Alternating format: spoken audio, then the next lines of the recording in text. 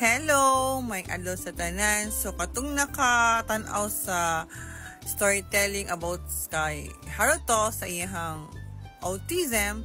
So mo na kong giingon na shop na duol sa school ni Haruto, katong first school jud niya.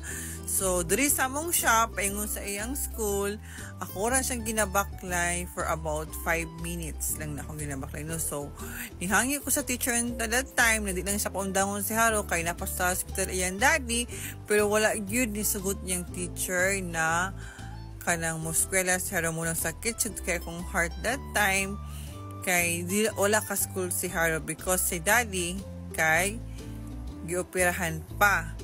So mauni no from school doon lang yung kaayo pero sa unta man na naamay autism si Haro. So kapaabot sa jud ko ani na mauli si daddy. So mauna ni ang panghitabo sa shop no na si Haro o gamay pa siya. Diba maski kapoy kayo tapad jud silang Haro. Inaana ginaayos naman ni daddy. Salamat sa pagtanaw. Thank you.